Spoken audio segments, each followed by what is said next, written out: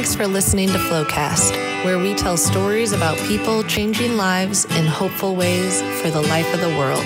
Here is an exclusive bonus session we think that you'll enjoy.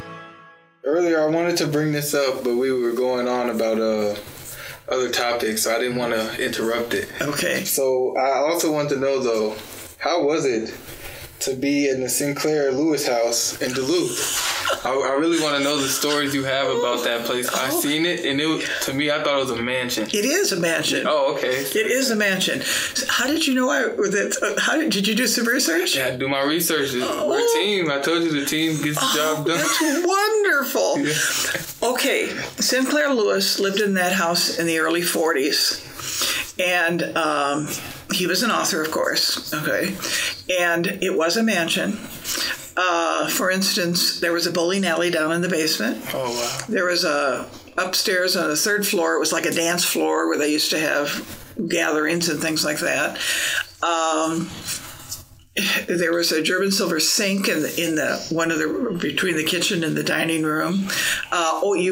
There were things I discovered if you hit a button under the mantle, it would open up, and there was a hiding place inside where you could keep things. Just having lived in a place of a person who was that famous, Yeah. Now, people in town say he chose his characters sometimes from the people that were in Duluth at the time. They could see them in his novels and so on. They could see those personalities. There was a huge picture window, and you looked out that window and you could see Lake Superior. Gorgeous view. In my bedroom, even at night, when I would look out, if the moon was on the lake and there would be ships coming into the harbor, it was just a whole different way of life from Illinois. Well, the reason we even lived in that house was because somebody in the parish bought it for back taxes, like they do something like that, and donated it to the parish. So that's how it happened that we were able to live in that house. And when they first bought it, I think there were probably about 13 sisters there. When I was there were only 6 of us. There was a huge grand piano in the living room. That grand piano right now is up in the chapel.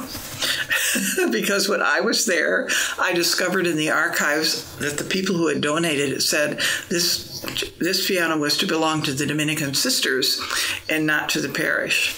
Well, when we were leaving there and they were leaving that place, I remembered that. So I said something to the people in charge here. So they looked into it, and that piano got brought down, and it's the one in our chapel. So I played that piano, up there in that house. I don't play it here because I let my music skills kind of deteriorate. I think there were 6 fireplaces in the house. Now, we didn't use them all, but there were 2 of them that we used, I remember one year they had always wanted to have an open house, and they decorated the house all for Christmas, on Sinclair Lewis's 100th birthday, and I think we had 500 people go through the house that day. They couldn't go upstairs, but people were curious about it, just like you'd be curious. What is this place like, It was an experience. The other thing about living there was that once in a while you'd see a big bear go across your yard at a certain time of the year when they were migrating, Sometimes if our wastebasket outside our garbage can was knocked over and scattered, we knew it was a raccoon. If it was taken all the way down the road,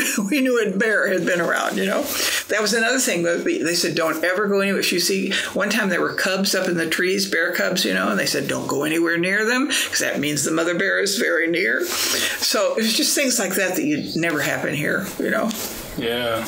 Yeah. That's amazing. They were wonderful people, lovely to work with. They were good people.